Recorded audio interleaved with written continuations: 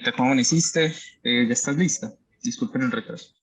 Sí, Listo, perfecto. Entonces vamos a comenzar.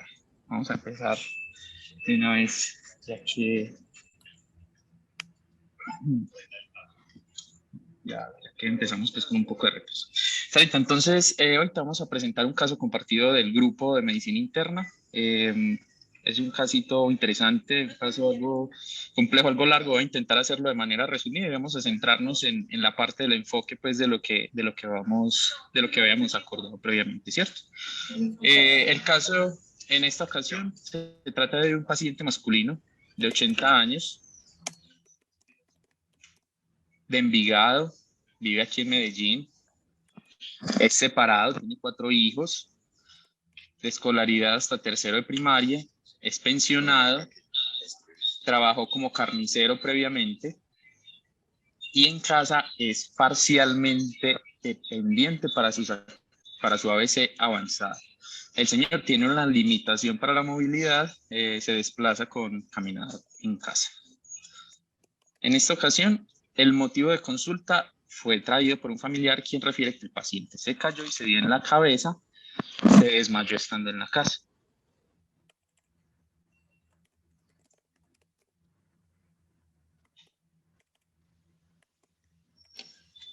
Se desmayó. Listo. Excelente. Listo, Juanita. Entonces, empezando así. Perdón. Profe,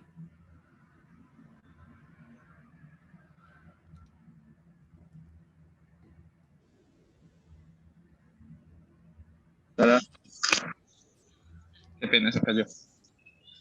Bueno, entonces comenzando con lo que tenemos hasta el momento, un paciente mayor, parcialmente dependiente, que tiene un episodio de caída súbita, una pérdida del tono y del estado de conciencia. ¿En qué podemos comenzar pensando? ¿Cómo orientaríamos el enfoque inicial en un paciente con estas características? bueno, entonces cuando uno se enfrenta a un paciente, pues independiente de la edad, con un cuadro de alteración de la conciencia, hay como cuatro grupos grandes de etiologías a tener en cuenta. Lo primero, pues estaba en la casa, nos dicen que se desmayó, que no respondía, hay que descartar cosas estructurales. Dentro de lo estructural, pues que no vaya a ser algo vascular, un SB hemorrágico, una ruptura neumática, un SB isquémico.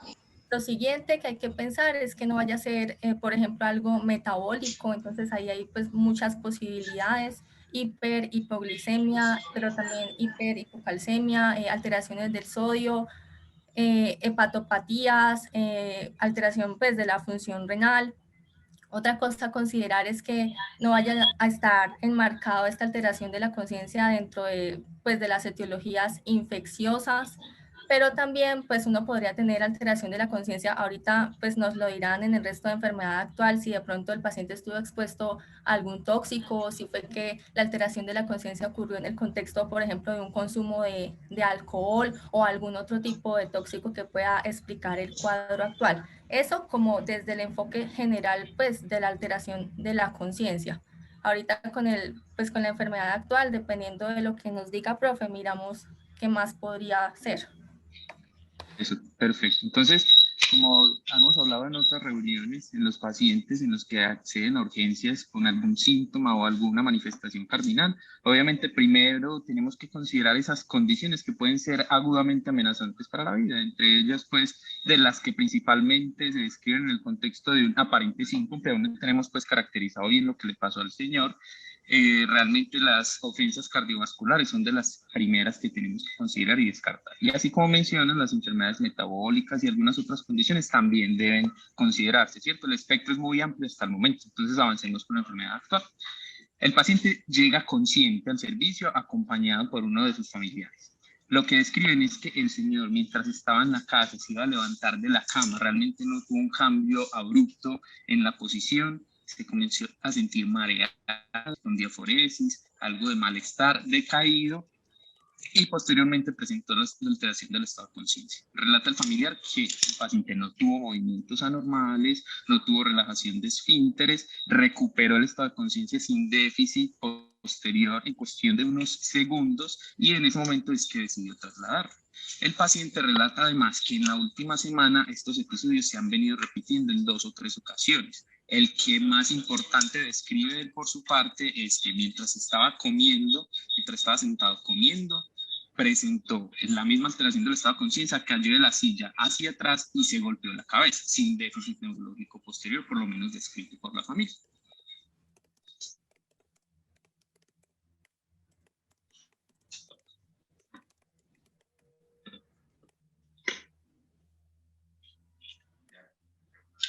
Gracias.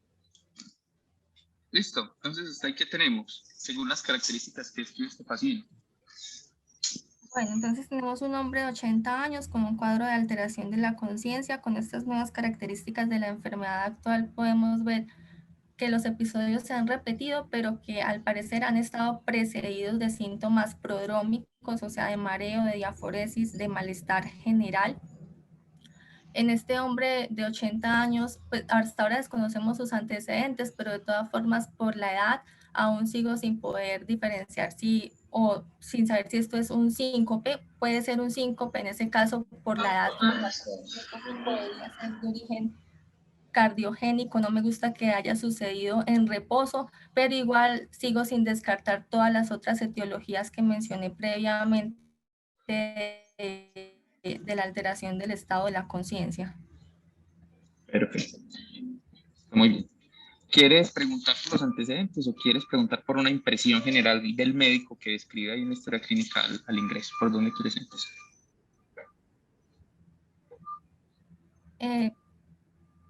Por los antecedentes, profe. Listo, perfecto. Entonces, los familiares del paciente describen que él sufre de hipertensión arterial, no describen las fechas ni la temporalidad, hipotiroidismo, una fibrilación auricular y está crónicamente anticoagulado, y adicionalmente una insuficiencia venosa de miembros inferiores.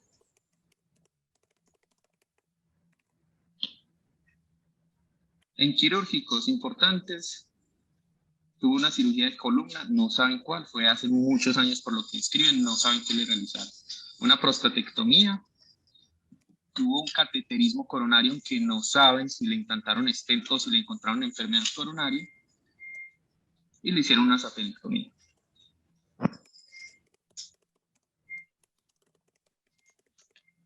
¿Y le hicieron qué, profe? Saphenectomía. Saphenectomía, exactamente. En los tóxicos, el paciente es exfumador y consumidor crónico de alcohol.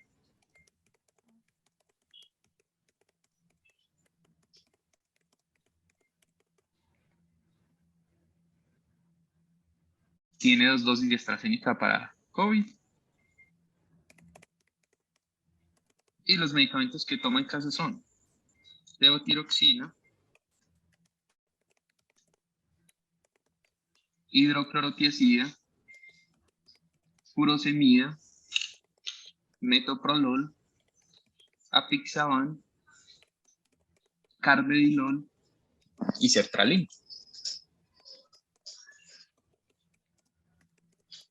Sertralina. No toma nada más. Eso es lo que refieren. Toma furosemida, necesidad, esa te la mencioné. Sí, sí, esa sí te la mencioné. ¿Algún otro antecedente, profe? No, alérgicos niega, trauma únicamente uno de columna lumbosacra, también hace años no describen pues secuelas asociadas. Listo. Listo.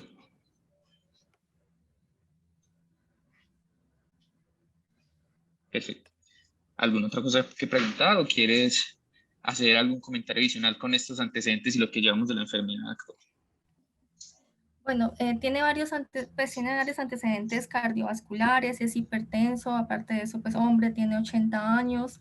Me llama la atención pues que tiene la fibrilación auricular para la que está anticoagulado, al parecer con buena adherencia a todo su manejo, ¿cierto, profe? Pues por lo que describe el paciente, sí es completamente adherente, pero realmente al interrogatorio y lo que está en las historias clínicas no es muy claro. Mm, Entonces no hay tanta claridad de la adherencia, pero el paciente dice que sí toma todos sus medicamentos.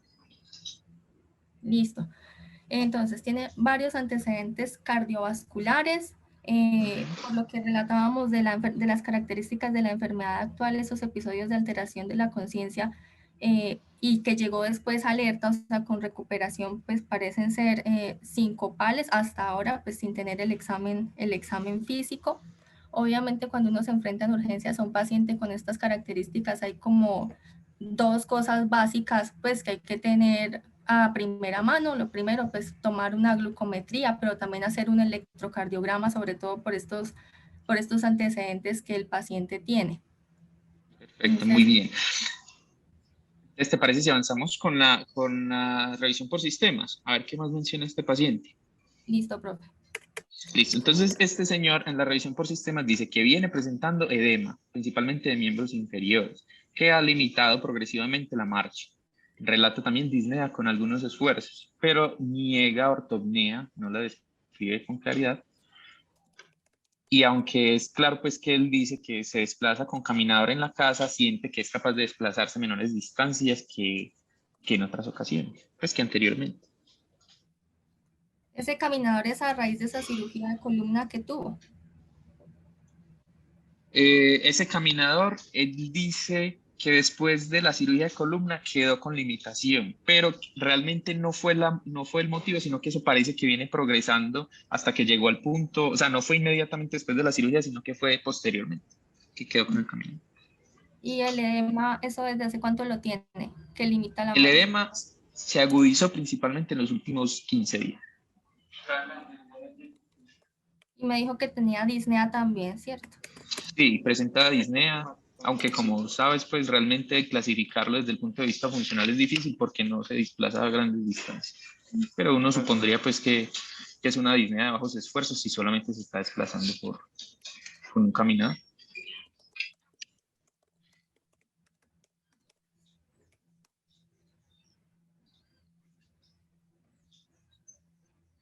Listo. Bueno, Listo. Salis, entonces avancemos con el examen físico de ingreso de este paciente, ¿cierto? Cuando llegó al servicio de urgencias lo encontraron en buenas condiciones, alerta, colaborador, completamente orientado. Los signos vitales de ingreso fueron una tensión arterial de 102,50 milímetros de mercurio, una frecuencia cardíaca de 65 latidos por minuto, una frecuencia respiratoria de 16 y una saturación de oxígeno de 90%. También. Ok. ¿Sí? Lo encontraron con isocoria, unas mucosas secas, sin lesiones, anictérico, las mucosas igualmente rosadas. En el tórax lo encontraron simétrico, normoexpansivo, los ruidos cardíacos eran rítmicos en el momento del ingreso, sin soplos por lo que describen, y un murmullo vesicular descrito también en ambos campos pulmonares de manera conservada, aunque pues eso fue el día del ingreso, aunque el examen físico del médico que lo revisa posteriormente dice que tiene una hipoventilación de base izquierda del mismo día.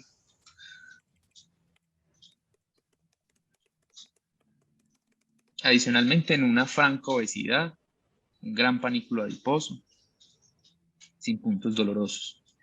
En las extremidades, el paciente con edema, cambios tróficos en miembros inferiores por cambios de la coloración básicamente, sin lesiones en los miembros inferiores. Y describe el médico que un edema asimétrico, que es predominantemente del miembro inferior derecho. Llenado capilar adecuado, neurológico sin déficit focal.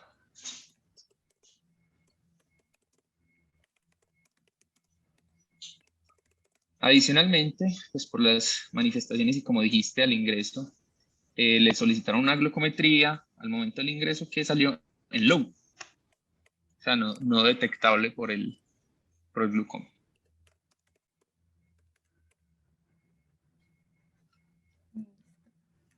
Muy bien, entonces ahí que tenemos. Bueno, entonces, retomando, tenemos un paciente hombre de 80 años que viene con un cuadro de episodios repetitivos de alteración de la conciencia, tiene varios antecedentes cardiovasculares. Esos episodios de alteración de la conciencia son precedidos por síntomas prodrómicos, por mareo, por diaforesis, por malestar.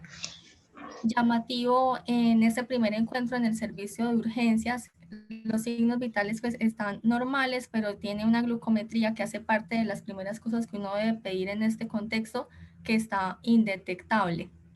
De Sí. positivo, pues también es obeso, veo acá que el murmullo disminuido en base izquierda y el edema que ya nos habían relatado con cambios de coloración, pues ya sabemos que tenía antecedente de insuficiencia venosa, aunque llama la atención que sea pues un edema asimétrico. Con estos nuevos datos, habíamos dicho que los cuadros de alteración de la conciencia, pues habían varias categorías de etiologías. Digamos que aquí con esta glucometría en low cobra relevancia el grupo de las alteraciones metabólicas. Lo que uno primero pensaría es que, pues efectivamente, que esta glucometría en low puede estar pues en relación a sus síntomas. Ya vamos a ver más adelante si fue así o no. ¿Qué me llama la atención? Pues que el paciente me dicen que llegó alerta, que llegó pues, sin ningún síntoma colaborador y al parecer no tuvo ninguna intervención con esa glucometría, profe. Pues en la casa no tuvo ninguna intervención. Cuando llegó y le tomaron la glucometría, aquí pues se le hicieron las respectivas intervenciones, pero sí, realmente en la casa no tuvo ningún tipo de intervención. Bueno, porque cuando uno tiene hipoglicemia, antes de adjudicar pues los síntomas o el cuadro actual a la hipoglicemia, pues uno debe cumplir como ciertos criterios que son los de la triada de Whipple, que es que efectivamente uno objetive la hipoglicemia pues midiéndola en sangre venosa, que tenga síntomas en el momento en el que se mira esa hipoglicemia, pero lo más importante que los síntomas resuelvan al corregir la hipoglicemia. Al parecer ¿Perfecto? ese Al parecer ese no fue nuestro caso, pero ya vamos a ver si de pronto repitiéndose el episodio sí sucede algo similar. Cuando uno tiene esa triada de Whipple, pues está justificado adjudicar los síntomas a la hipoglicemia y como tal orientar el enfoque diagnóstico a cuál va a ser la causa de que el paciente esté haciendo hipoglicemias.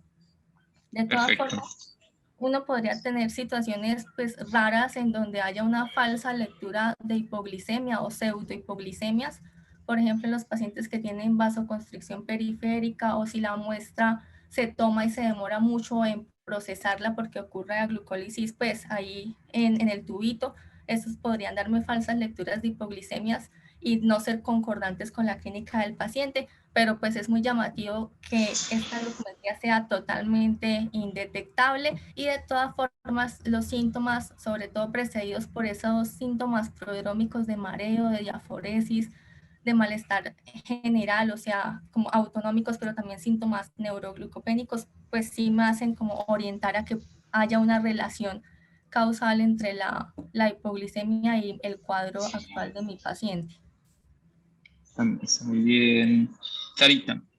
Eso, entonces, en estos pacientes en los que nos enfrentamos pues con una glucometría, primero tenemos que partir de saber si realmente se trata de una hipoglucemia. ¿Y cómo lo hacemos? Basados pues en la triada de Whipple que ya vienes mencionando. Pero sabemos también que hay alteraciones de laboratorio, pues hay alteraciones o problemas en el ensayo y en el manejo de la muestra que pueden alterar esos resultados. Por eso es que lo ideal es que se haga confirmación de ese muestreo de forma central y que haya una asociación directa y temporal con los síntomas y que haya una respuesta pues, al manejo, como ya vienes diciendo.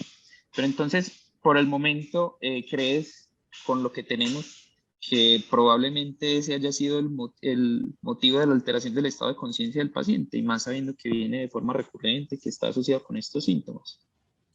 Creo que puede ser lo más probable, pero de todas formas estamos ante un paciente que hizo pues, un síncope y que tiene antecedentes importantes cardiovasculares, por lo que nos haría falta como para completar el enfoque y definitivamente casarnos con la parte metabólica, por lo menos ir viendo un electrocardiograma. Perfecto, muy bien. Entonces, al paciente se le solicitaron estudios de ingreso. ¿Quieres alguno en particular? Sí, profe, quiero electrocardiograma y pues como los básicos, hemograma, función renal, hepática, iones. Bueno, el electrocardiograma básicamente muestra una hipertrofia ventricular izquierda con una desviación del eje correspondiente y en ese electrocardiograma de ingreso en sinusoide, sin alteraciones del ritmo. Adicionalmente, el perfil renal con una creatinina de 0.98, un BUN levemente elevado de 26, llamativamente con un sodio de 125, un potasio de 4.4, glicada de 4.28 y una glucosa central en 4 miligramos por decilitro. 4. 4, así es.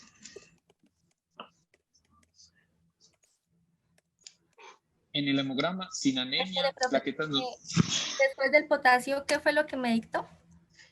Del potasio, te dije glicada de 4.2 y Ya. una glucosa de 4. Listo. Listo. En el hemograma lo único llamativo es que tiene una neutrofilia de 22. ¿Una qué, profe? No le escuché bien. Neutrofilia. Ya. ¿De cuánto? 22.000. Ok.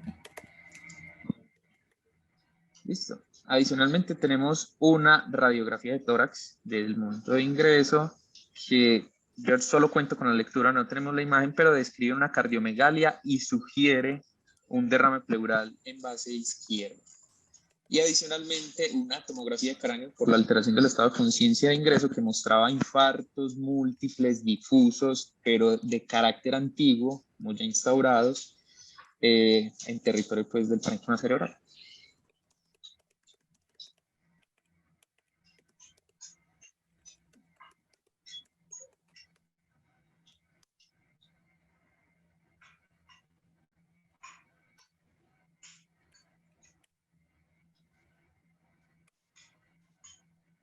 Listo, te cuento de manera llamativa, Saris, mientras van escribiendo. Mientras el paciente se le solicitaban estos estudios y esperaban los resultados, presentó en presencia del médico una alteración del estado de conciencia, una glucometría nuevamente en low y respondió con los bolos de dextrosa.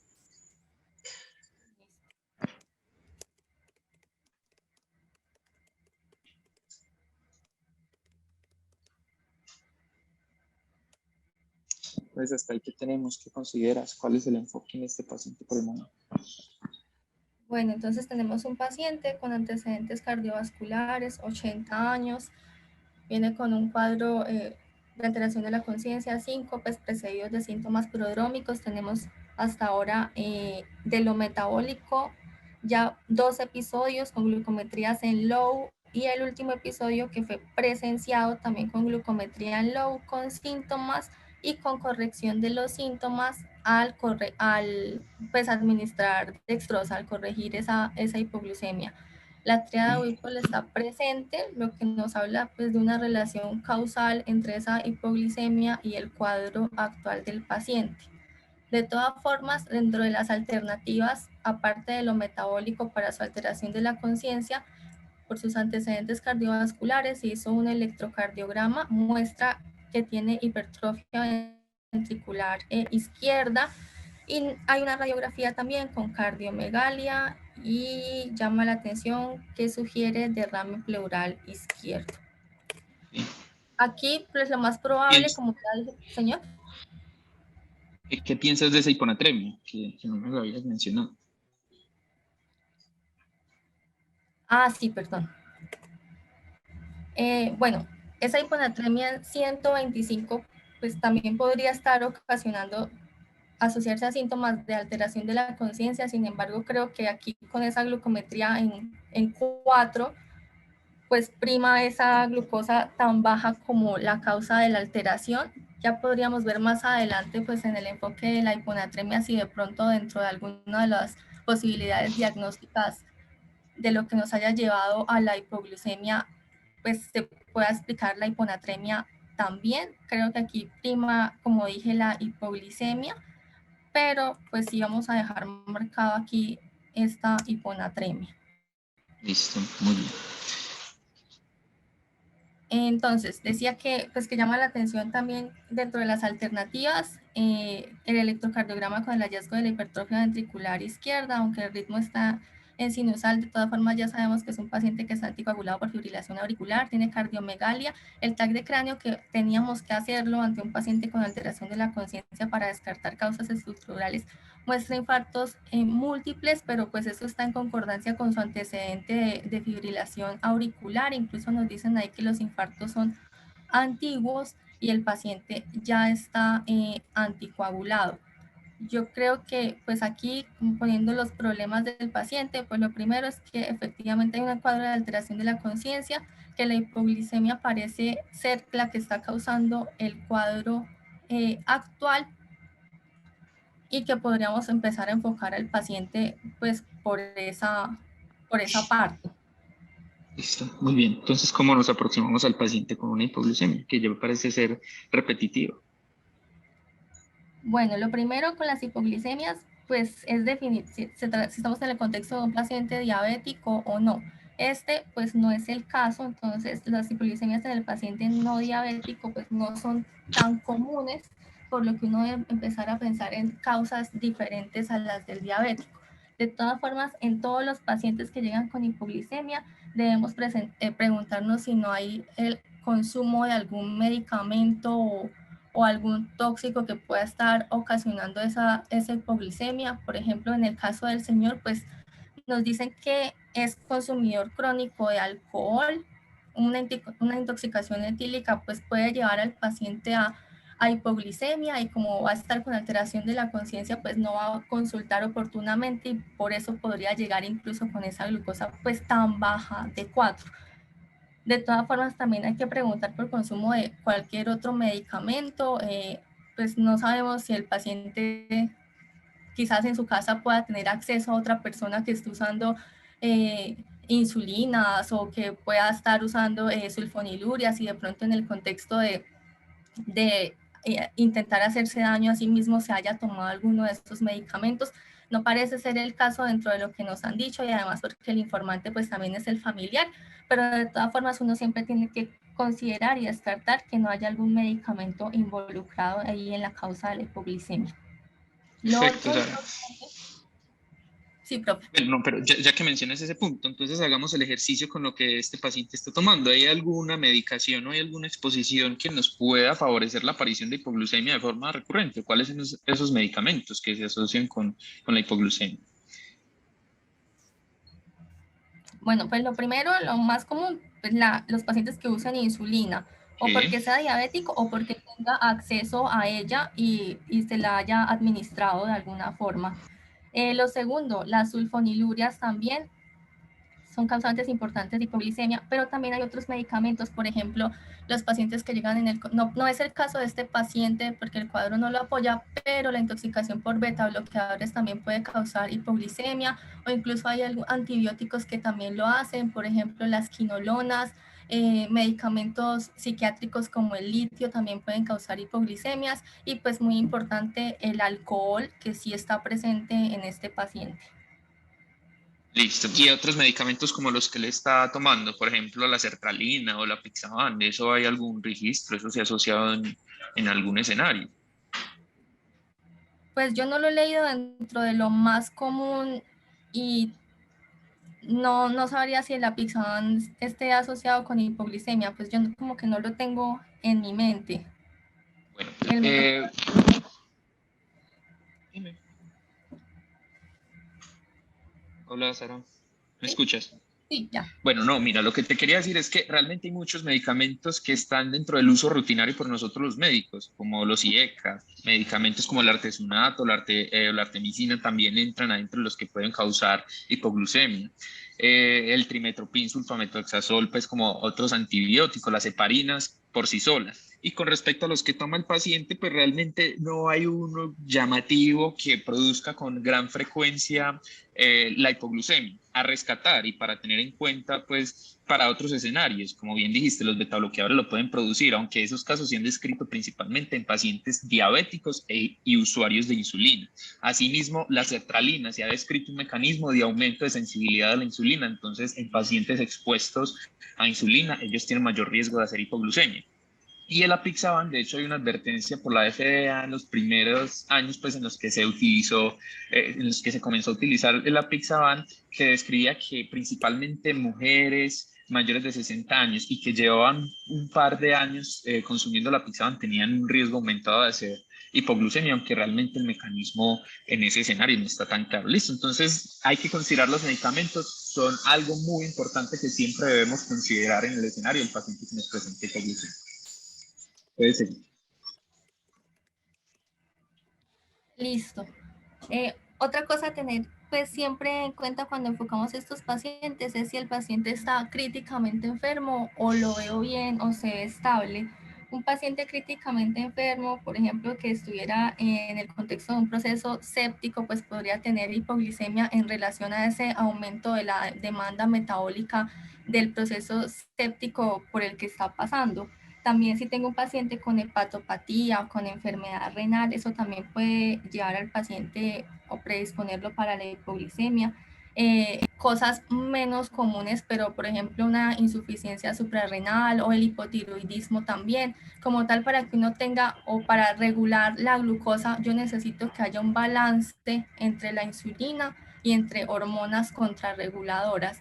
Entonces, si tengo una condición de hiperinsulinismo o una condición de desbalance de esas hormonas contrarreguladoras que no respondan de forma adecuada, podría llegar a tener hipoglicemia. Incluso podría tener las dos. Por ejemplo, este paciente tiene una glucosa muy baja, solo de 4. Yo podría pensar que estoy en el contexto de un hiperinsulinismo, pero además que sus hormonas contrarreguladoras no están respondiendo y también están contribuyendo a facilitar esas cifras tan bajas de glicemia. En hormonas contrarreguladoras me refiero a, debe haber una respuesta primero pues de catecolaminas de adrenalina, pero también y a largo plazo de cortisol y de hormonas tiroideas. Listo, muy bien. Entonces, este paciente, como bien dices, las enfermedades agudas, en especial la sepsis, las hepatopatías, la enfermedad renal, pueden llevar a ese tipo de eventualidades que no son evidentes realmente en el contexto de este paciente, ¿cierto? Siguiendo entonces con el enfoque ya saltando la parte de los medicamentos que no consideramos que sea tanto por ese lado, la parte de la enfermedad aguda que tampoco lo consideramos. Entonces, ¿qué estudios quieres pedirles? Listo, entonces, tenemos función renal. Perfil hepático tenemos, profe. Perfil hepático está normal.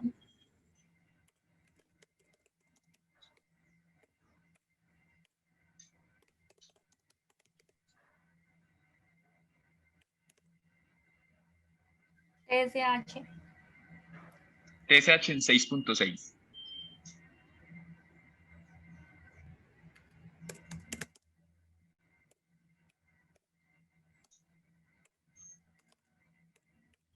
Me gustaría un cortisol basal. El cortisol basal en el momento del muestreo de esas hipoglucemias fue de 10. O sea, esto fue tomado cuando él estaba sintomático y con la glucosa Exacto. baja. Así.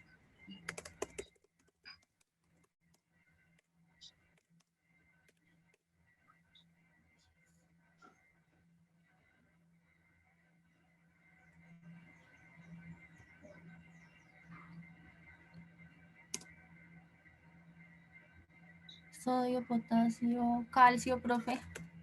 El calcio estaba en 7.8.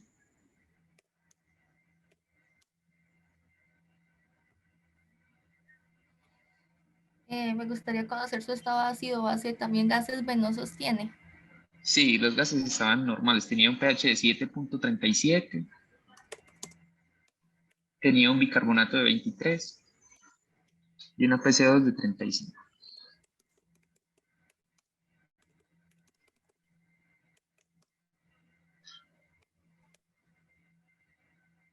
Te voy a ir adelantando. Entonces, como este señor llegó con, pues, un previo episodio de alteración del estado de conciencia, un síndrome de Matos, un aparente derrame pleural. Se le hicieron estudios también adicionalmente pues, a esa función renal. Se le pidió un estudio cardíaco que mostró una fracción de eyección del 29% con una dilatación grave de cavidades izquierdas.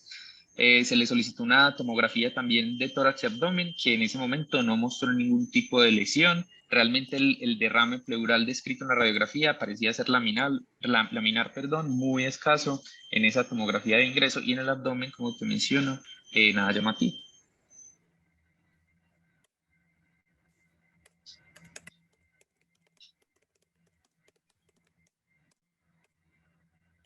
Entonces, ¿qué piensa Sare?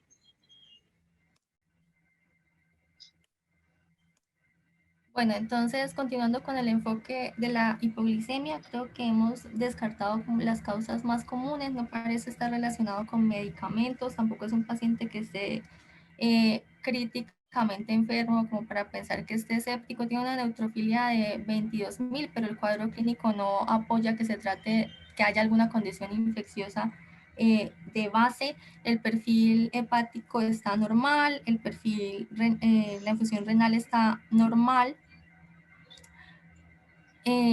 Aquí con esa glucometría tan baja es probable, y en el contexto de un paciente no diabético, es probable que esa hipoglicemia esté explicada por causas poco comunes. Entonces yo creería que vale la pena pues descartar que no haya un hiperinsulinismo que esté llevando al paciente a esta hipoglicemia. De todas formas hicimos también una TSH, bueno, el paciente ya era conocido hipotiroideo, pero está en 6.6, y un cortisol basal de las 8 de la mañana que está en 10. En teoría está dentro de rangos normales, aunque uno puede tener escenarios en donde en hipoglicemias de larga data los umbrales para la secreción del cortisol se modifican. Entonces, aunque ese cortisol basal es orientador, eh, de todas formas, si más adelante pues el cuadro apoyar alguna insuficiencia suprarrenal, pues valdría la pena hacer algún estímulo de ACTH, por lo que dije, Entonces, ¿qué pues, estudio? Listo. Entonces, ¿qué estudio le vas a pedir en este momento? bueno, en este momento, entonces, para tomar esos estudios, pues yo tengo que hacerlo en el contexto de una hipoglicemia. Si el paciente ya está con la glicemia normal, pues yo debería recrear las condiciones de la hipoglicemia y hacer un test de ayuno, y en ese escenario, ahí sí tomar mis mediciones. Si fui de buena, si encontré el paciente en la hipoglicemia sintomático con la triada de Whipple, pues lo puedo hacer ahí directamente. ¿Qué voy a querer medir? Entonces, como estamos sospechando que pueda ser por un estado de hiperinsulinismo, pues voy a querer insulina, péptido C, esas dos sobre todo. Uno puede medir también si sigue sospechando, por ejemplo, que el paciente se haya consumido algo pues de forma como malintencionada, sulfonilurias, por ejemplo, pero sobre todo insulina y péptido C. También quisiera medir cuerpos cetónicos que me ayudarían a saber, en el caso de que efectivamente el paciente tuviera un hiperinsulinismo, si eso es exógeno, perdón, me ayudaría a diferenciar si se trata o no de hiperinsulinismo o no hiperinsulinismo. Pero pues lo primero quisiera insulina y péptido C. Bueno, listo. Entonces, este paciente pues fue visto por medicina interna, fue visto por endocrinología, se le solicitó efectivamente un test de ayuno. El paciente presentó una hipoglucemia a las 21 horas después de iniciado el protocolo. Se le tomaron las pruebas en ese momento que mostraron.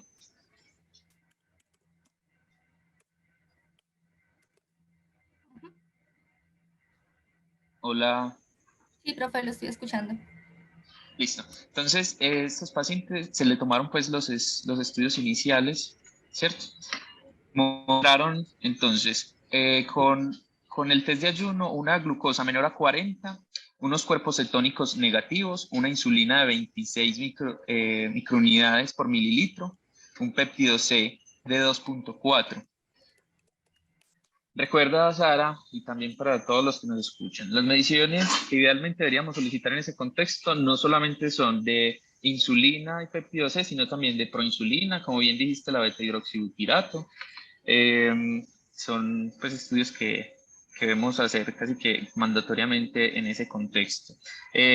cuando terminan los episodios, pues cuando termina el protocolo o se logra hacer el muestreo adecuado, también es valioso considerar la respuesta o no de esos pacientes al glucagón, porque hay mecanismos que de base pues, son correspondedores al estímulo, entonces también hace parte del enfoque diferencial. Y como bien dijiste, la medición de sulfonilurias, que realmente en nuestro medio a veces es limitada y complicada, y adicionalmente, también se recomienda en todos estos pacientes, principalmente en aquellos pues, que se demuestra un hiperinsulinismo, la medición de anticuerpos contra insulina. Listo, todos estos estudios son los que idealmente deberíamos pedir, aunque a veces por disponibilidad y por recursos realmente no tenemos acceso a ellos. Contamos con los que te acabo de leer. Listo, profe. ¿Me repite el valor de insulina y de péptido C? 26 de insulina.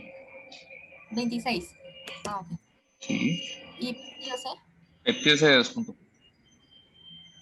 2.4. Entonces, ¿qué tenemos aquí?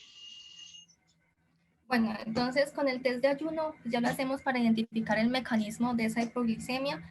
Vemos que llamativamente el valor de insulina pues está elevado, debería ser lo primero que uno hace como mecanismo adaptativo ante la hipoglicemia pues es frenar la secreción de insulina. Si yo hiciera un test de ayuno, yo debería tener una insulina menor de 3 si todos mis mecanismos estuvieran funcionando de forma correcta, pero este paciente tiene una insulina muy alta de 26. El péptido C, pues eso es, son valores que uno no usa todo el tiempo, entonces siempre es útil como estar mirando una tablita con esos puntos de corte, pero aquí este péptido C también está elevado. Si yo tengo ya un hiperinsulinismo, el péptido C me ayudaría para saber si ese hiperinsulinismo es porque el paciente o se esté administrando de forma exógena la insulina o porque sea algo endógeno. El hecho de que estén elevados los dos, pues me confirma que efectivamente mi paciente tiene un hiperinsulinismo endógeno. Concatenando como todo lo que hemos tenido hasta ahora, pues un paciente de 80 años que tiene hipoglicemia, que cumple la triada de Whipple y ahora sobre todo con este test de ayuno como tan diciente, pues esto le apoya a uno a pensar en cosas poco frecuentes de hipoglicemia, pero que son relevantes, en este caso en los hiperinsulinismos, pues podría tratarse de un insulinoma. Obviamente, pues yo tendría que localizarlo con imágenes o con otras pruebas, pero este hallazgo de este test de ayuno pues me orienta a pensar eso. ¿Y qué piensas de ese cortisol que se tomó repetidamente en esta muestreo también y salió persistentemente en 10? Otra vez salió en 10. Sí.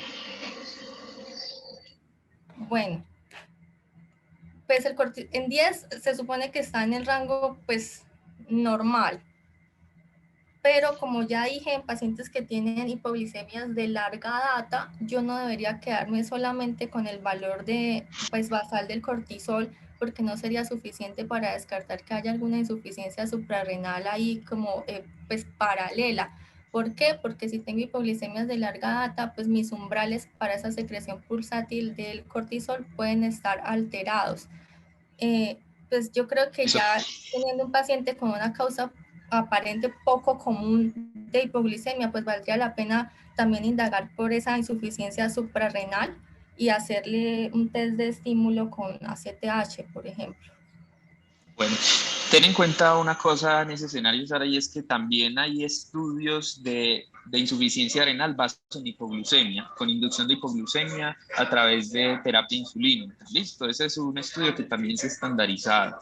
Entonces, realmente en este paciente que ya tenía un reto hipoglucémico importante, con un cortisol que estaba en 10, cuando uno espera que las elevaciones sean mayores a 18 o a 20 en el contexto del estrés agudo, específicamente la hipoglucemia, o con el estímulo con ACTH, uno podría incluso comprometerse a decir que el paciente tiene base también una insuficiencia renal. Y a eso súmale que el paciente viene con una hiponatremia.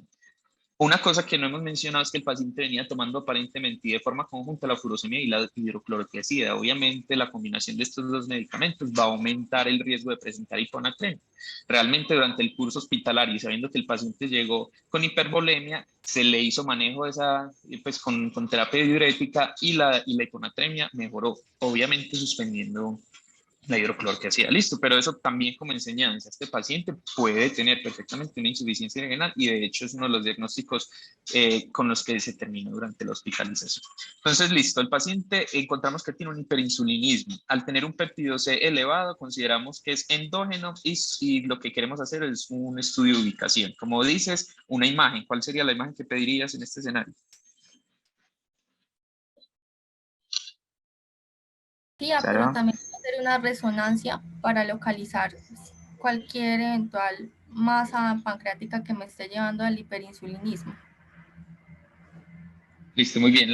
Tanto la tomografía como la resonancia han mostrado utilidad. Si uno se basa en sensibilidad, el estudio ideal en este escenario sería la ecoendoscopia, que se le practicó al paciente y no demostró lesiones de ningún tipo. Entonces, ¿con qué tendríamos que proceder en ese contexto? Bueno, los insulinomas pueden ser pequeños, pueden ser menos de 1 centímetro, pueden ser varios. El hecho de que no se vea en la imagen, pues no lo descarta del todo. Hay exámenes de localización más especializados, que son, por ejemplo, el examen de inyección de calcio arterial para localizar regionalmente qué áreas del páncreas empiezan a secretar insulina con ese estímulo del calcio. También pues los cirujanos pueden hacerlo de forma con ecografías intraoperatorias cuando yo no logro identificar en las imágenes como tal la masa que me pueda estar causando el hiperinsulinismo. Entonces, esta paciente fue llevada a un cateterismo de arterias pancreáticas. El estudio, lo que encontramos con respecto a la medición basal, que fue de 18, la arteria gastroduodenal, una elevación de 2 a 3 veces ese basal, es decir, alcanzó a ser de 57 a 60.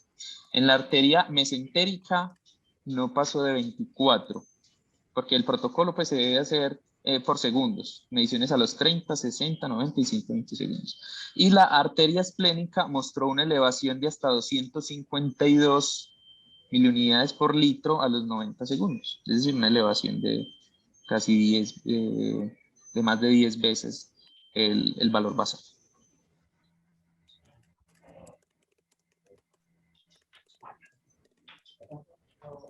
Bueno, entonces para el enfoque del paciente con hipoglicemia hiperinsulinémica nos acompaña la doctora Catalina Alzate, endocrinóloga de IPS universitaria, para comentarnos el desenlace clínico del caso. Adelante, doctora.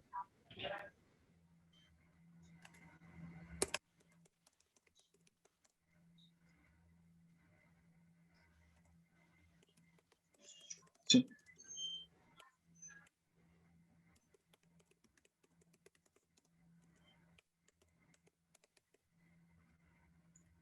Sí, tiene Doctora, micrófono. ¿puede activar el micrófono y la cámara?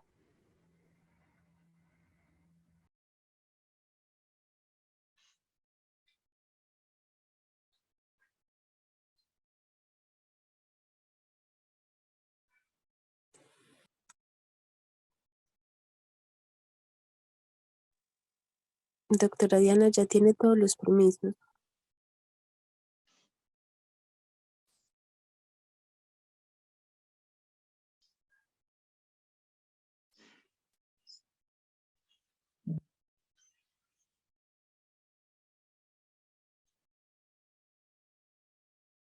Yo voy adelantando mientras la doctora puede activar el micrófono. Entonces, con este hallazgo, Sara, de esta elevación significativa en la arteria esplénica, pues eso nos orienta a pensar que el origen del hiperinsulinismo es hacia la base del páncreas, ¿cierto? El paciente fue evaluado por cirugía hepatobiliar, fue finalmente llevado a cirugía, pues como no había una lesión completamente localizada a través de imágenes. Entonces las opciones era hacer una pancreatectomía subtotal o en el momento o en el acto quirúrgico definir si había alguna lesión que se pudiera resecar a través de nucleación. Cuando ingresaron, la cirugía se le hizo recientemente, encontraron una masa de 1 centímetro en la cola del páncreas que fue resecada, pero adicionalmente encontraron lesiones por proximidad que contactaban con el vaso y de hecho parecían ser metastáticas infiltrantes en tejido esplénico, por lo que de cirugía también decidió hacer esplenectomía en el mismo acto.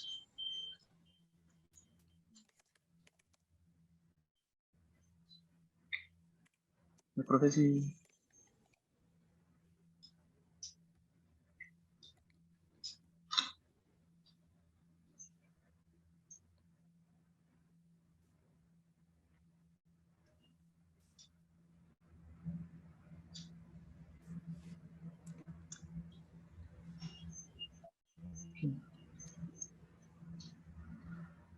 Bueno, Saris, la profe tiene como problemas de conexión en este momento para darnos su opinión. Entonces, como dando cierre por cuestiones del tiempo, realmente el paciente con hipoglucemia, principalmente en el contexto del paciente no diabético, es un escenario que es poco común, pero al cual eventualmente nos vamos a enfrentar, principalmente pues si nos encontramos en centros de remisión, ¿cierto? Realmente el enfoque diagnóstico es en pocos pasos, pero muchas veces olvidamos parte de lo que tenemos que hacer, como bien lo dijiste, primero evaluando factores de riesgo o exposiciones que nos puedan llevar a esa eventualidad. Segundo, hablando del contexto clínico del paciente por condiciones agudas como la sepsis, pues o el estrés agudo que también pueda llevar a ese tipo de eventualidades. Pero adicionalmente, pues considerar también las exposiciones no voluntarias o malintencionadas, eso también se debe evaluar. Como ya dije, en nuestro medio la medición del sulfonglurias a veces es complicada y de hecho en este contexto ni siquiera fue autorizada por la entidad aseguradora. Posteriormente a eso, pues ya la evaluación directa de los provocadores de la hipoglucemia, como bien dijiste, un hipotiroidismo está dentro del diferencial, que el paciente no parecía estar mal controlado, la insuficiencia renal que de hecho en este paciente fue confirmada y no solo eso, sino que se asociaba pues con una hiponatremia que podría tener relación con ella.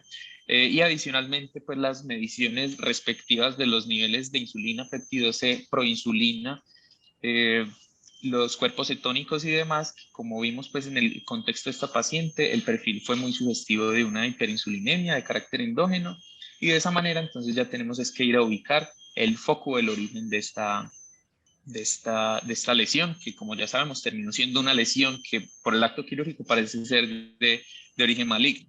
Adicionalmente se le solicitó una CTH a este paciente por esa insuficiencia renal que fue baja. Se solicitó una resonancia que mostró un microadenoma hipoficiario y se le hizo una tamización del resto de perfil hormonal que no mostraba alteraciones llamativas pues como de las otras líneas. Básicamente pues ese es como el curso global de este paciente. No sé si tengas alguna pregunta, alguna duda o alguno de los profesores que están conectados quieran hacer algún comentario adicional.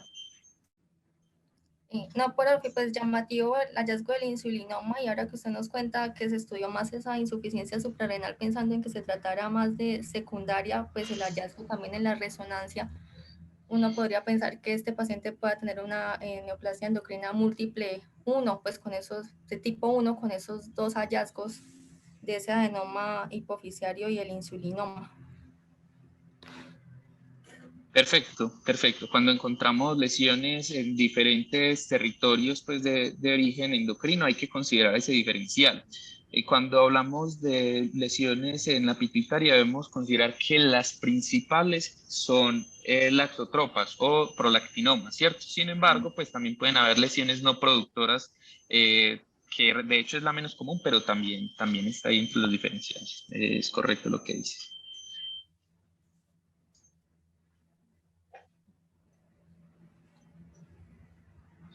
Buenos días, yo soy la doctora Catalina, la endocrinóloga. Bueno, en este paciente, cuando encontramos que tenía una hipoglicemia hiperinsulinémica, empezamos a hacer los estudios respectivos para mirar a ver que no tuviera pues algún factor desencadenante externo. Al parecer el paciente no tenía consumo de sulfonilúreas, que digamos es un hallazgo que puede ser frecuente o como considerarse una hipoglicemia facticia, dado que el paciente lo negaba y no hubo posibilidad de medir las sulfonilureas en sangre, procedimos como si el paciente tuviera posiblemente un insulinoma. Cuando se evalúa al paciente con insulinoma, siempre debemos pensar que el paciente puede tener también un tumor neuroendocrino.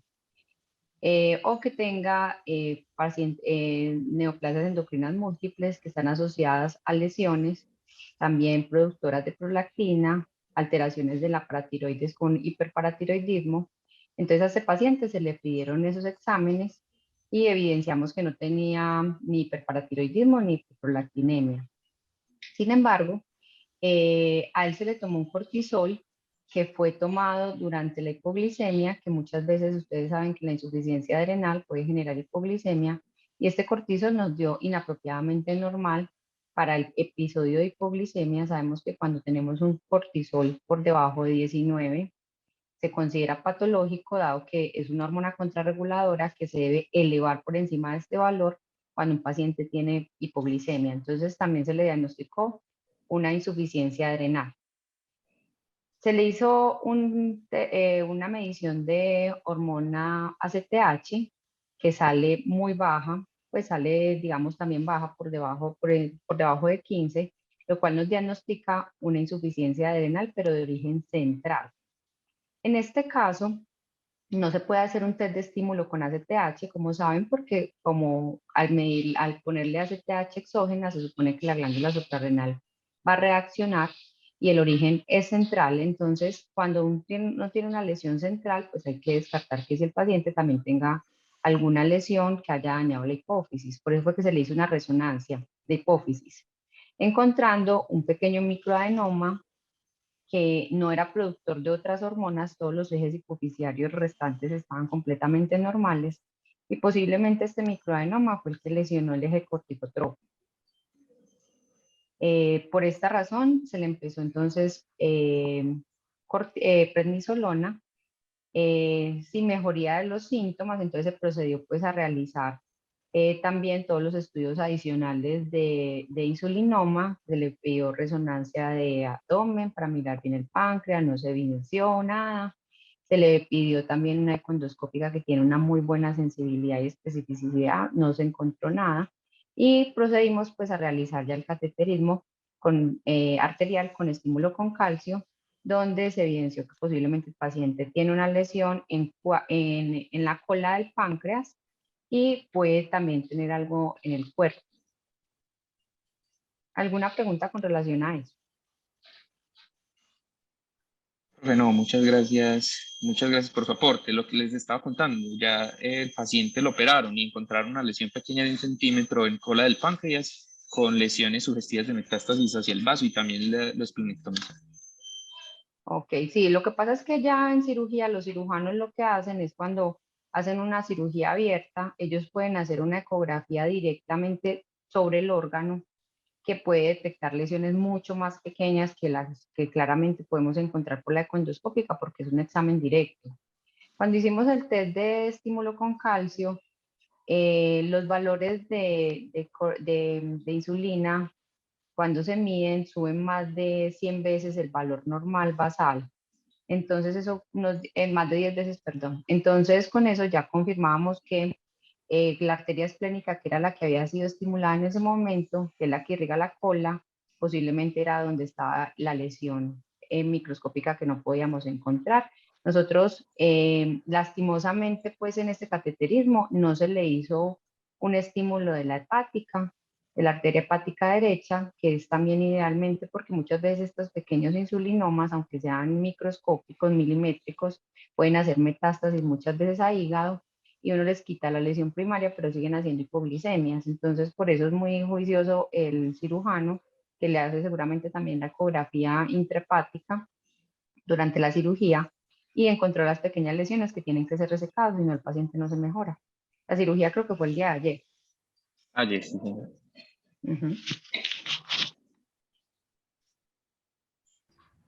Bueno, si tienen alguna otra opinión, alguna duda. Muchísimas Si gracias tienen a alguna todos. duda sobre el diagnóstico o sobre qué se le hizo al paciente o sobre la correlación de todas las enfermedades pues, que tiene él. Doctora, sobre el uso de análogo de somatostatina como manejo complementario en pacientes llevados a resección quirúrgica, como fue este el caso. ¿El uso ¿Cuál de es qué? el Perdón, es que no te escuché de bien. análogos de somatostatina? Ok, sí. Bueno, como estos son, los insulinomas son tumores neuroendocrinos, se supone que estos tumores neuroendocrinos tienen receptores de somatostatina, que por lo que se podrían utilizar análogos de somatostatina en caso de que no se encuentre el tumor y que después de que se haga una intervención el paciente continúa haciendo hipoglicemias. Claramente que no se utilizan como primera línea. Primero se utiliza el diazóxido, que es un calcio antagonista, que nos evita la liberación de insulina, entonces en teoría se deben disminuir los síntomas de los pacientes, y si el diazóxido no mejora, se pueden utilizar análogos de somatostatina. Lo ideal de esto es antes realizar un octreoscan para ver si hay captación en algún punto, y, o si no, se pueden utilizar los análogos de somatostatina para manejo sintomático, pero solamente en pacientes que uno no pueda encontrar la lesión primaria y darle tratamiento.